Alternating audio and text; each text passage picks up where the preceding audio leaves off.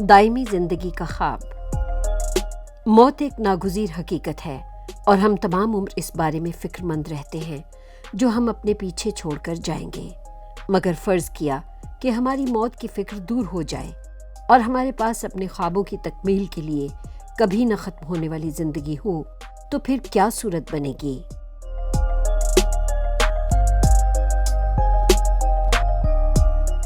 طبی سائنس میں ترقی کی بنا پر بیماریوں کے علاج کے لیے بہتر دیکھ بھال اور ادویات کی فراہمی ممکن ہو گئی ہے اور اس باعث اوسط مدت حیات میں اضافہ دیکھنے میں آیا ہے۔ یہاں تک کہ کچھ سائنسدان مستقبل میں دائمی زندگی کے حصول کا امکان ظاہر کر رہے ہیں۔ عمر بڑھنے کے عمل یعنی ایجنگ پروسیس کو سمجھنے کے لیے ہمیں طبیعیات کے قوانین کو دیکھنے کی ضرورت ہے۔ ہمارے پاس تھرمو ڈائنامکس کے 4 قوانین ہیں۔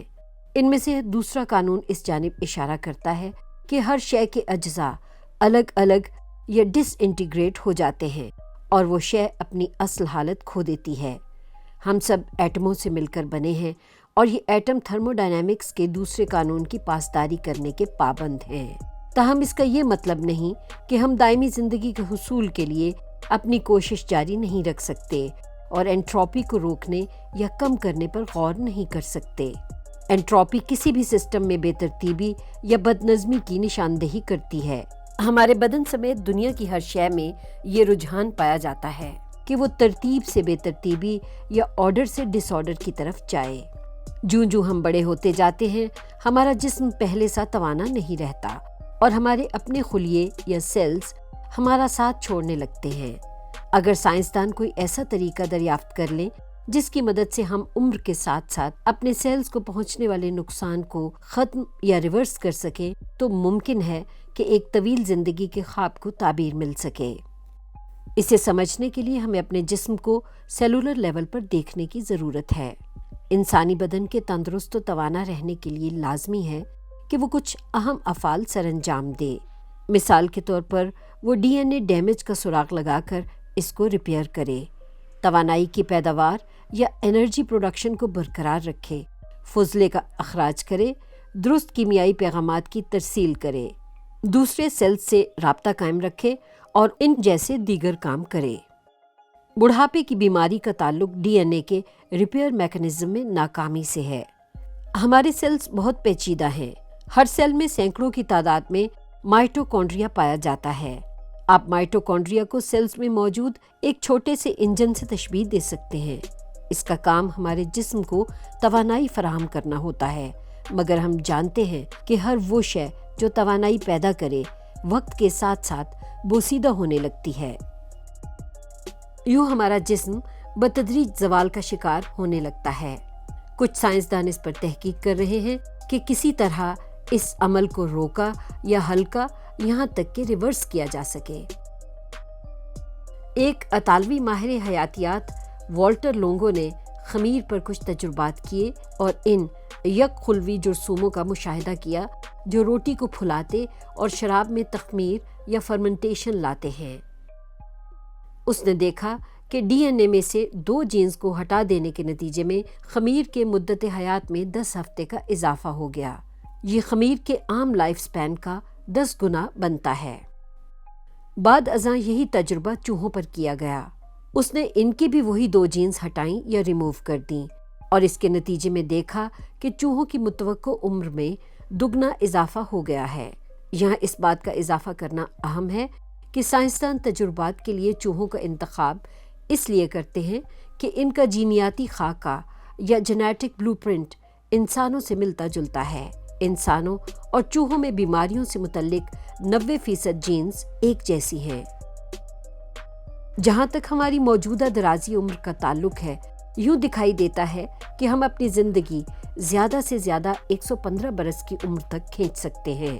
عمر کی یہ حد ہمارے حیاتیاتی نظام سے جڑی ہوئی محسوس ہوتی ہے۔ البتہ ایک عورت 122 سال کی عمر تک جینے کا ریکارڈ قائم کر چکی ہے۔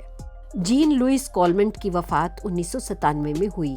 اس کے بعد کوئی بھی اتنی طویل زندگی نہیں پا سکا۔ اس ایک مثال سے قطع نظر عام طور پر انسانی عمر کے لیے زیادہ سے زیادہ 115 برس کا ہی تخمینہ لگایا جاتا ہے۔ بہت سے سوال ابھی بھی حل طلب ہیں۔ مثال کے طور پر اگر ہم انسانی عمر میں اضافے کا طریقہ دریافت کر لیں تو کیا ہمارا بدن 800 یا 1000 برس تک زندگی کا بوجھ اٹھانے کی سکت رکھے گا؟ مگر یہ تو بہت آگے کی بات ہے۔ موجودہ تحقیق انسانی عمر میں اضافے کی جستجو میں ہے۔ اگر سائنسدانوں کو اس میں کامیابی ہوئی تو اس کے ساتھ ہی یہ کھوج بھی لگایا جا سکے گا کہ کس طرح انسانی بدن کو ہمیشہ کے لیے جوان اور توانا رکھا جا سکے۔ گزشتہ ایک دہائی سے سائنسدان بڑھاپے کو ایک بیماری کے طور پر لے رہے اور اس کے علاج کی تلاش میں ہیں۔ اوبرے ڈی گرے جو بائیو میڈیکل جیرنٹولوجسٹ ہیں، بڑھاپے کا سائنسی مطالعہ اسی نقطہ نظر سے کر رہے ہیں۔ اس برطانوی سائنسدان کے مطابق موجودہ نسل انسانی کا 1000 برس تک جینا ممکن ہے، تاہم ناقدین اس کی رائے کو مبالغہ قرار دیتے ہیں۔ اوبرے ڈی گرے میٹابولزم کے نقصان دہ بائیو پروڈکٹس کا توڑ دریافت کرنے پر تحقیق کر رہے ہیں۔ ان کا کہنا ہے کہ طویل عمر کے لیے ضروری ہے کہ سیلز فاضل مادہ اس انداز میں خارج کریں کہ انہیں خود نقصان یا سیلولر ڈیمیج کا سامنا نہ کرنا پڑے۔ میٹابولزم کے عمل سے متعلق مکمل معلومات نہ ہونے کی وجہ سے ہماری کوششیں ابھی ناقص ہیں، اور انسانی بدن کا زوال اس سے کہیں تیز تر ہے جس رفتار سے ہم بڑھاپے کا علاج دریافت کر رہے ہیں۔ تاہم ٹیکنالوجی میں ترقی اس بات کو ممکن بنا سکتی ہے کہ ہم بڑھاپے اور اس کے علاج کے مابین اس دوری کو کم کر سکیں۔ دوسری طرف ہمیں ایک اور مسئلے کا سامنا بھی ہے۔ اکثر سائنسدان لگتا ہے کہ عمر کی 115 برس کی حد کو قبول کر چکے ہیں، اور یوں بڑھاپے کے علاج میں پیش رفت سست رو ہے۔ فنا پذیری کو قبول کرنے کی روایتی ضرورت عمر رسیدگی کے حق میں موقف کو جنم دیتی ہے، اور یوں بڑھاپے کو شکست دینے کا مارکا قدر ناہمواری کا شکار ہو جاتا ہے۔ تاہم ابھی بھی بڑھاپے کے عمل کو سست اور اس کا علاج کرنے کی غرض سے ادویات بنائی جا رہی ہیں۔ حال ہی میں چوہوں پر ہونے والے تجربات میں اس حوالے سے پیش رفت ہوئی ہے، البتہ اس کا انسانوں پر تجربہ ہونا ابھی باقی ہے۔ ہمارے جسم میں ایسے سیلز پائے جاتے ہیں جنہیں زومبی سیلز کا نام دیا جاتا ہے۔ جانداروں کے جسم میں مائٹوسس کا عمل ہوتا ہے، جس میں ایک سیل اپنے ڈی این اے کی نقل تیار کرنے کے بعد 2 نئے خلیوں میں تقسیم ہو جاتا ہے۔ جانداروں کی نمو کے لیے سیل ڈویژن ہونا ضروری ہے، البتہ زومبی سیلز وہ سن رسیدہ خلیے ہیں جو نہ تو تقسیم ہوتے ہیں اور نہ ہی مرتے ہیں۔ اس دریافت کا سہرا یون وینڈرسن نامی محقق کو جاتا ہے۔ وہ جینیٹیکلی انجینئرڈ چوہوں پر ان کے سیلز میں موجود کروموزومز کی غیر معمولی تعداد اور کینسر کی بیماری سے متعلق اس کے تعلق پر تحقیق کر رہا تھا۔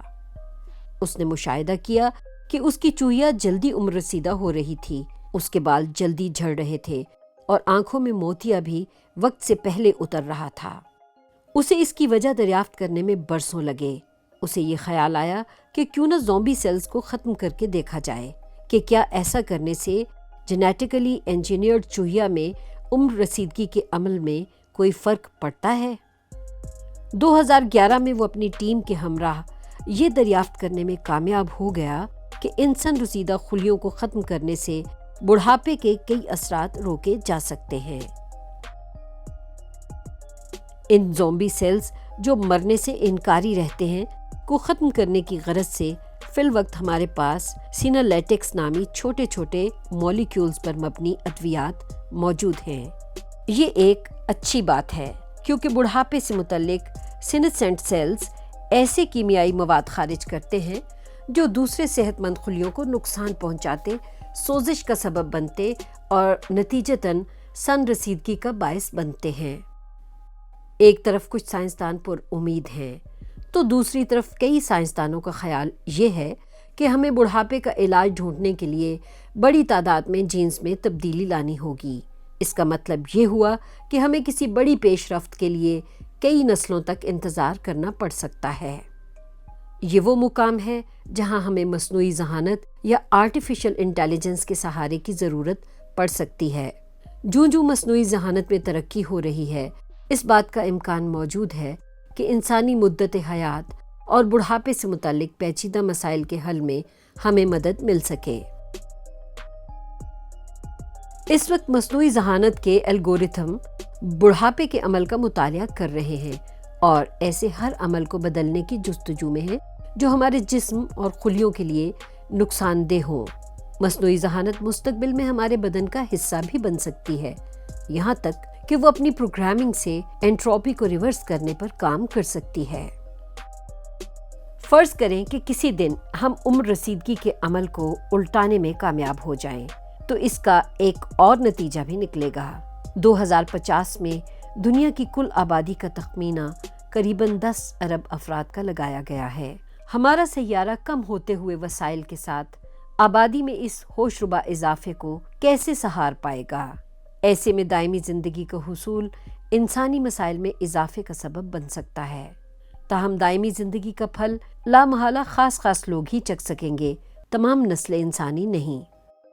جہاں بہت سے لوگ طویل سے طویل زندگی کے خواہش مند ہیں، وہیں ایسے افراد کی بھی کمی نہیں جو بالآخر دنیا سے رخصت ہو جانے پہ راضی ہیں۔ اگر مستقبل میں بڑھاپے کے علاج میں کامیابی حاصل ہو گئی تو ہمیں اس بارے میں کوئی ایک انتخاب کرنا ہی پڑے گا۔